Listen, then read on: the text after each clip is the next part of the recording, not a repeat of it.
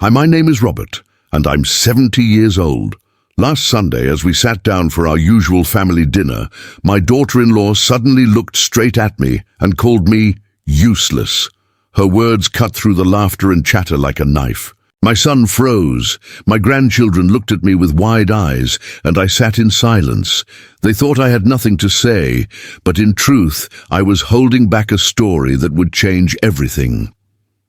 Before I share what happened next, I want to ask you something. If your own family disrespected you at the dinner table, would you keep silent or reveal the truth you've carried for years? Let me know in the comments below, and also share which city and country you're watching from. Don't forget to like, subscribe, and hit the bell for more true family stories. Sunday dinners had always been a tradition in my family. Even after my wife passed away years ago, my son Daniel insisted we keep the ritual alive. He said it was what kept us together, what made us a family despite busy schedules and growing responsibilities. Every Sunday, around 6 in the evening, we gathered in his house, his wife Emily, my 2 grandchildren Sarah and Ethan, and sometimes a few neighbors or friends who stopped by. That evening, the house smelled of roasted chicken, garlic bread, and Emily's famous casserole. The table was set neatly with polished silverware and a vase of fresh tulips at the center. A low hum of conversation filled the room, mixing with the laughter of the children as they ran around before being called to sit down. I took my usual seat at the far end of the table. It wasn't the head of the table, though.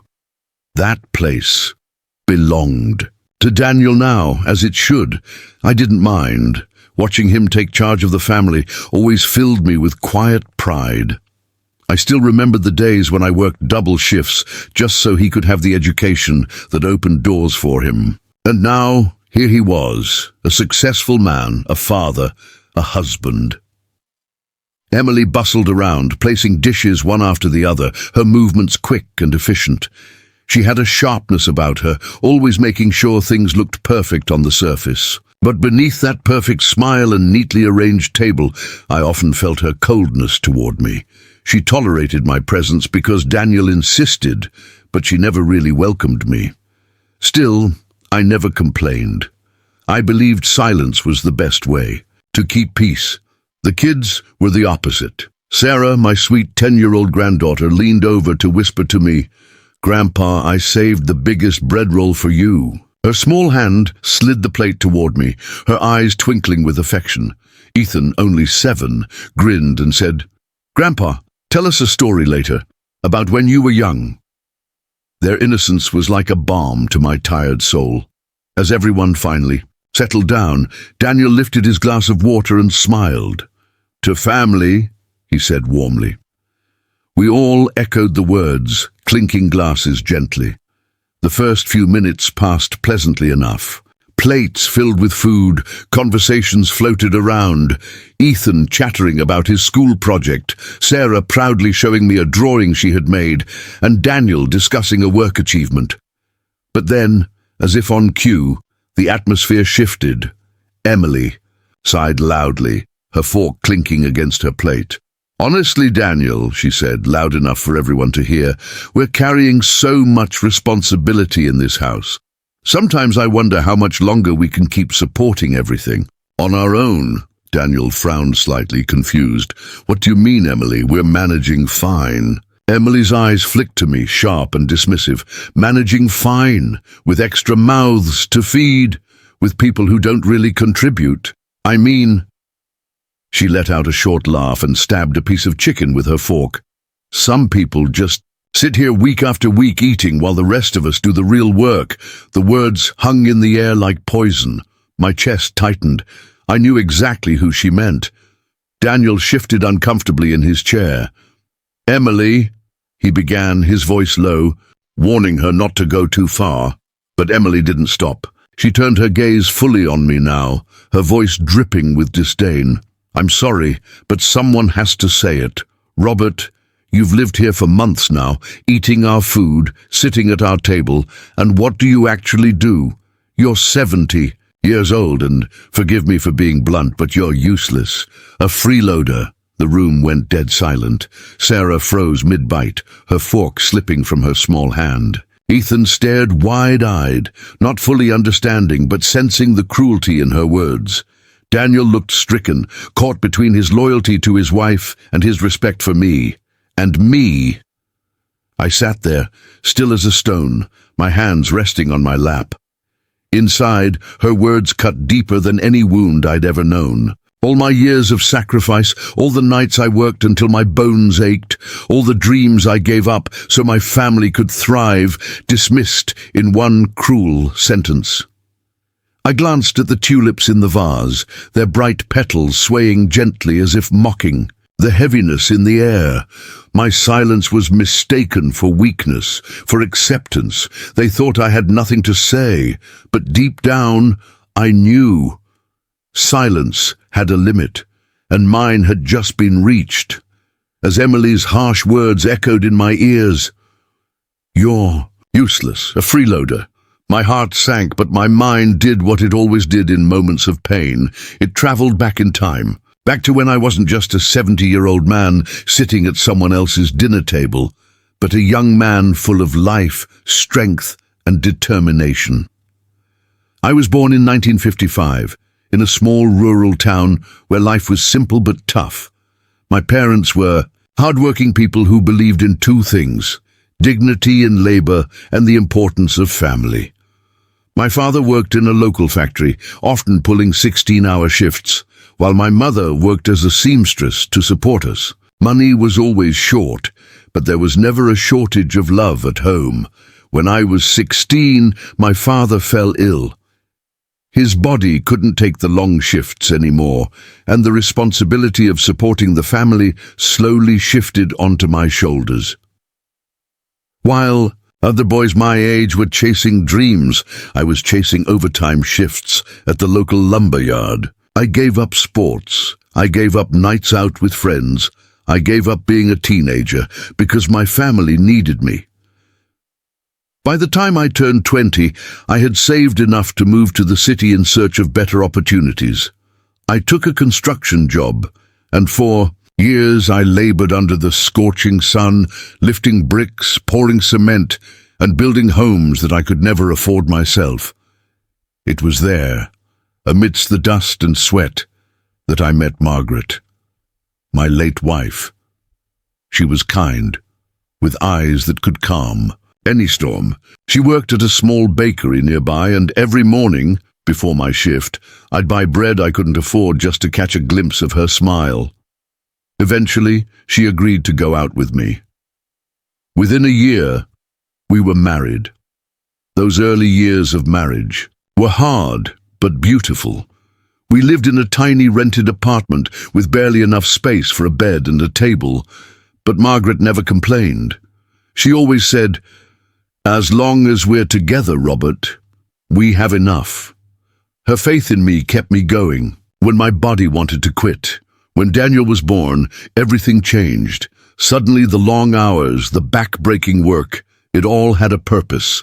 I wanted to give him a better life than the one I had. So I worked harder. I took double shifts, sometimes triple. There were weeks when I barely saw him awake because I left before dawn and returned long after he was asleep. I still remember. One night, Daniel was about 5 years old. Margaret told me he had asked her, "Does Daddy live at work?" That broke me. But I also knew every brick I carried, every scar on my hands, was a step toward his future.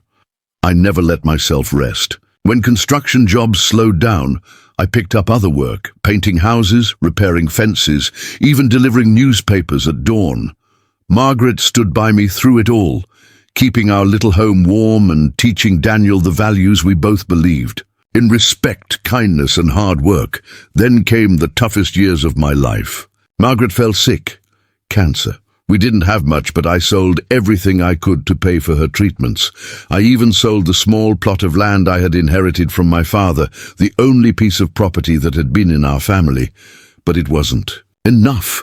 For 3 years, I watched the love of my life fight bravely while I worked every spare hour to cover medical bills. I prayed, I begged, I sacrificed everything. And when she passed, I was left with nothing but Daniel and an empty bank account, but I didn't give up. I poured everything into raising my son. I paid for his education, made sure he never had to work through school like I did. I skipped meals so he could eat better, patched my old clothes so he could wear new ones. Every dream I had, I replaced with his. And it worked. Daniel grew into a fine man, got into a good university and built a successful career. Watching him succeed was my greatest reward. I had promised Margaret I'd make sure he had the life we dreamed for him, and I kept that promise, even if it meant losing everything else. When I turned 65, my body began to betray me. Decades of heavy lifting and long shifts had taken their toll. My back hurt constantly, my knees ached, and my hands, once strong and steady, now trembled. I retired, with little savings, but I told myself it was okay. I had given everything to Daniel's future. So when my health began to decline further, and Daniel offered me a place in his home, I accepted. It wasn't easy for me. I had always been the provider, the one others relied on. To suddenly be the one in need was a bitter pill. Still, I thought, this is family. We take care of each other. But sitting there at that dinner table, hearing Emily call me useless and a freeloader, it felt as if every sacrifice, every sleepless night, every drop of sweat I had shed had been erased in an instant. Did she know the calluses on my hands weren't from laziness, but from decades of labor?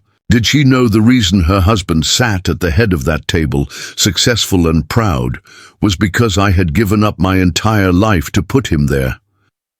Did she know the woman whose ring she wore had been kept alive longer because I had worked myself to the bone?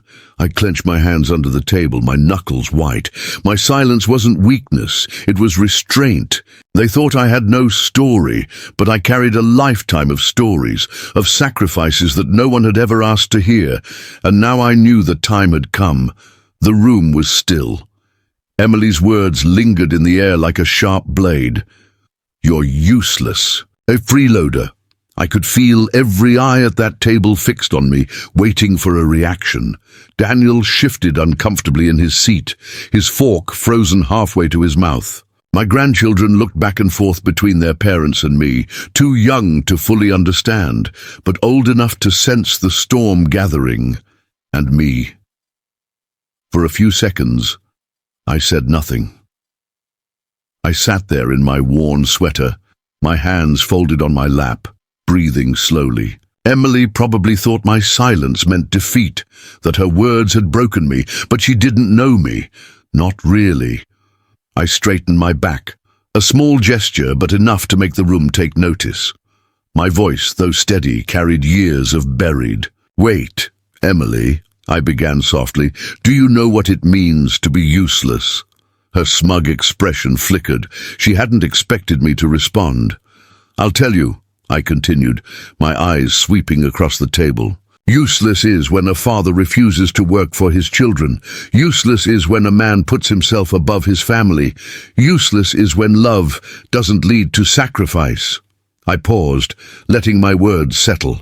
My heart pounded, but I didn't falter. For 50 years, I carried bricks, hammered nails, and built houses for people who never even remembered my name. I worked nights and mornings, in rain and under burning sun, so Daniel could sit here today as the man he is. I gave up sleep, health, and dreams of my own so this family could eat at tables like this one. Daniel's face fell. Emily shifted uncomfortably, her cheeks flushing. I wasn't done. When Margaret, my wife, Daniel's mother, fell sick, I sold the only land my family owned for her treatment. I starved so she wouldn't.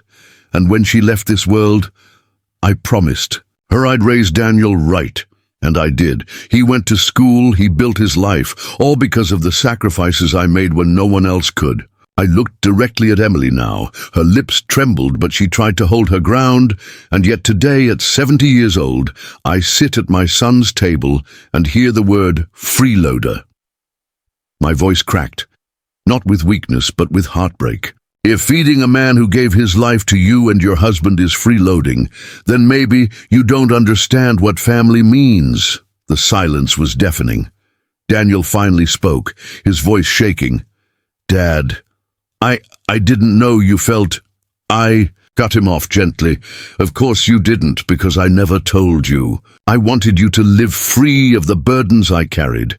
I wanted you to think the world was yours to take. I never wanted you to see the hunger, the exhaustion, the fear I fought every day.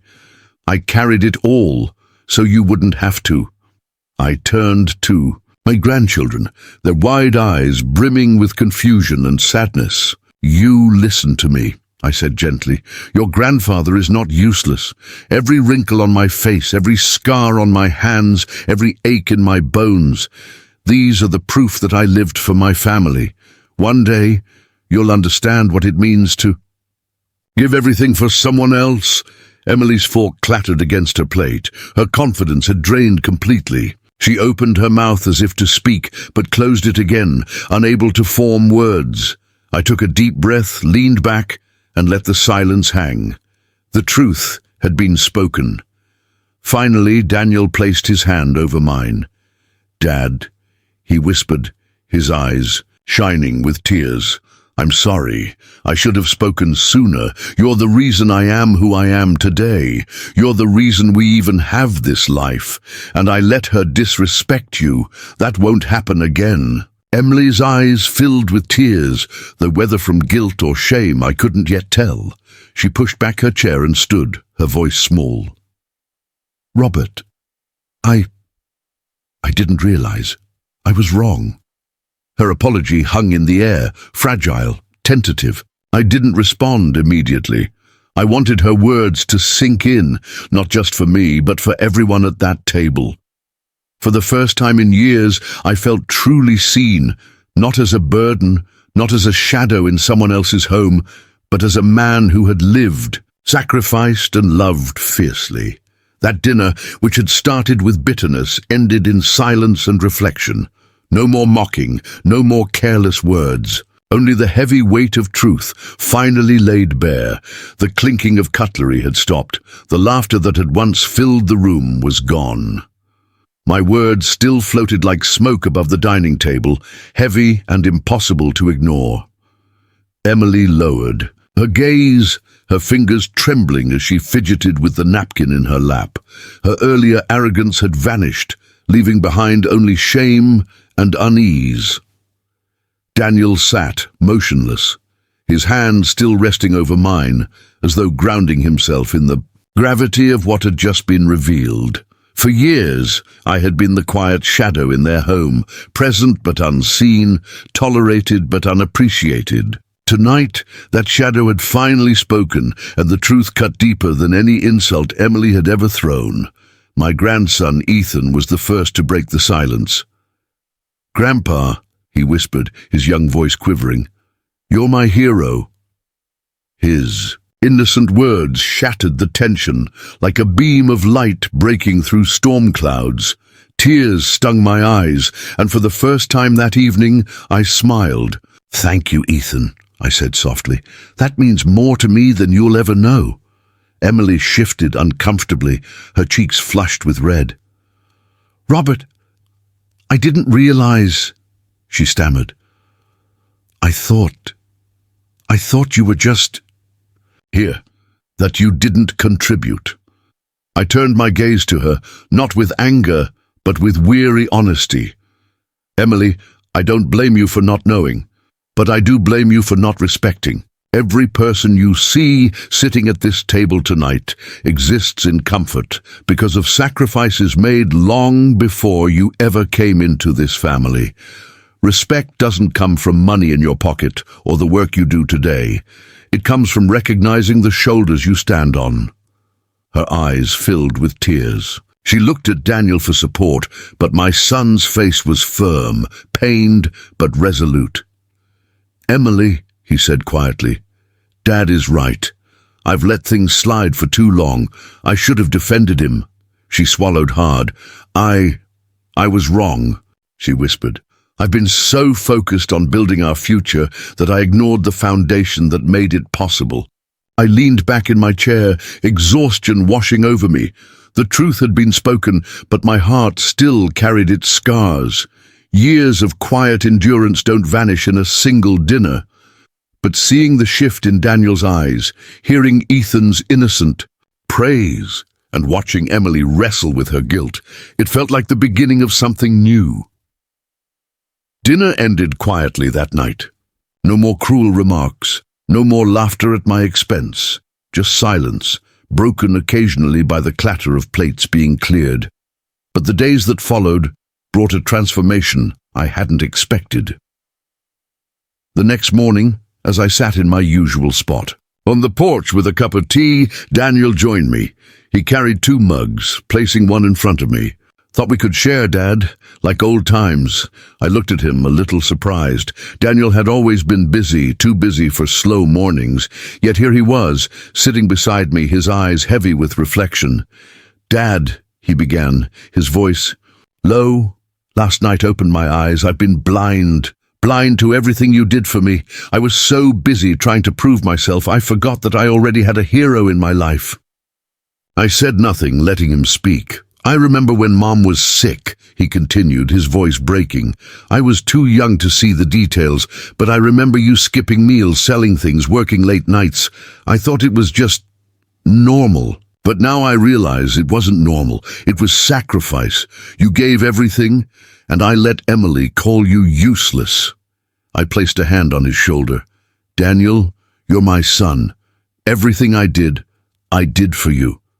Not for recognition, not for thanks. Just so you could live the life I couldn't." He wiped his eyes. "But you deserve recognition. You deserve more than silence."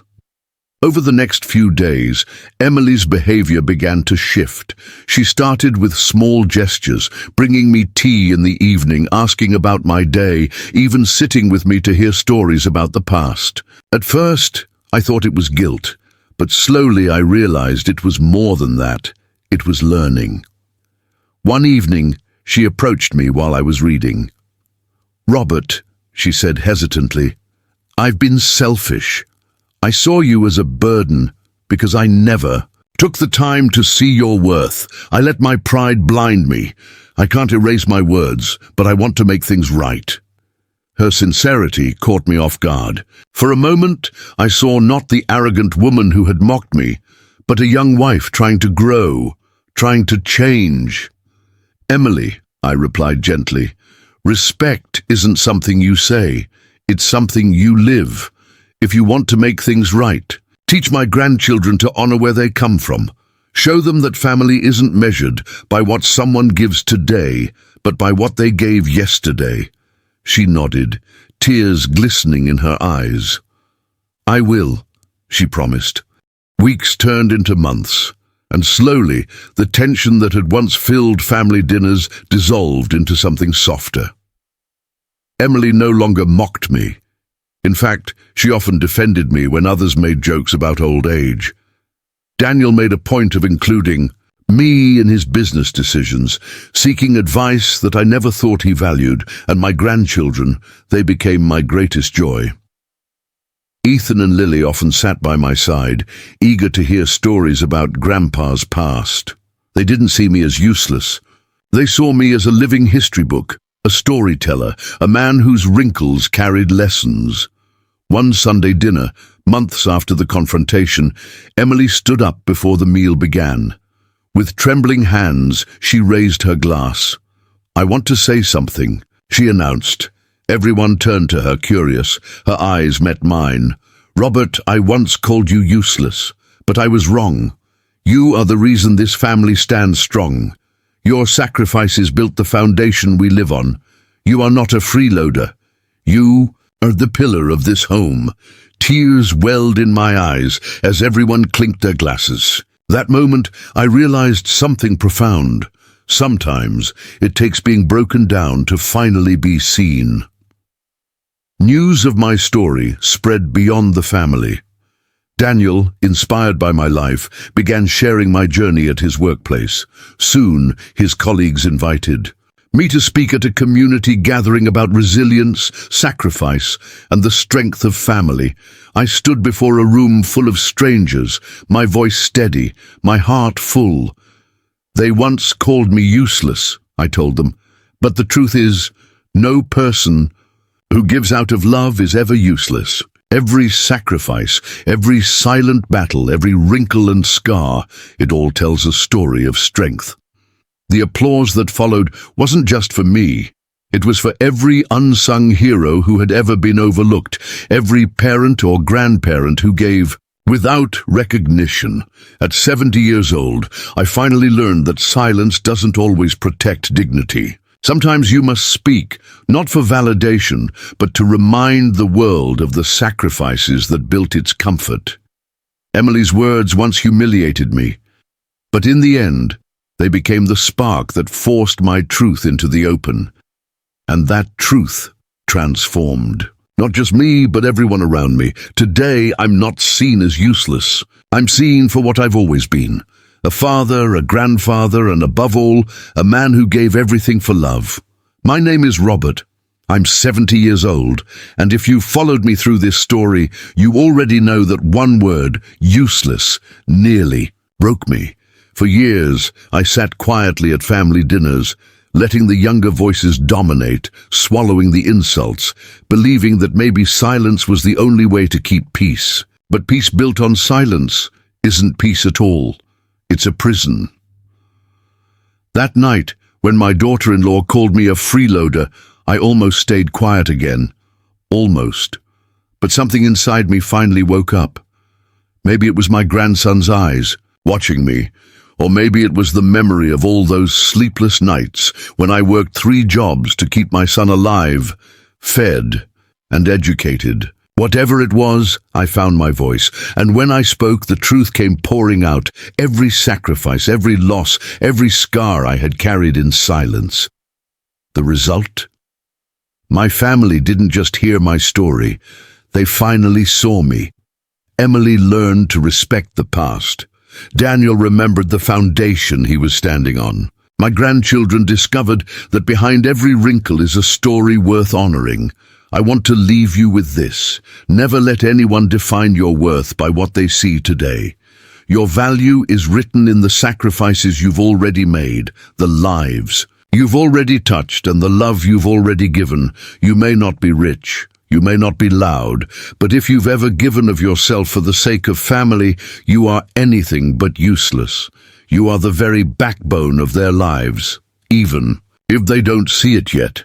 And to the younger generation watching this, one day you'll be where I am. Wrinkles will mark your face, your hands will tremble, your steps will slow. And in that moment you'll pray that someone respects you, not for what you can still do, but for what you've already done. So please, before it's too late, look at your parents, your grandparents, the elders in your family, thank them, honor them, let them know you see them. Because nothing hurts more than being alive and invisible. Now I want to hear from you. Have you ever been called useless, a burden, or a freeloader, even after giving everything for your family? How did it make you feel? And what would you say if you could speak your truth? Share it in the comments. I promise I'll be reading every single one. Also, let me know which city and country you're watching from, so I can personally thank you for being here. Don't forget to like this video if Robert's story touched your heart. Subscribe to this channel for more real family stories and hit the notification bell so you never miss the next one. And one last thing. If you love your parents, grandparents, or any elder who's given their life for you, send this video to them. Let them know you see them, respect them, and love them. Because at the end of the day, family isn't about perfection. It's about gratitude. Respect those who came before you. Their sacrifices are the invisible bricks that built the roof over your head. And if you are an elder, never be afraid to speak your truth. Sometimes your voice is the only thing strong enough to turn humiliation into honor.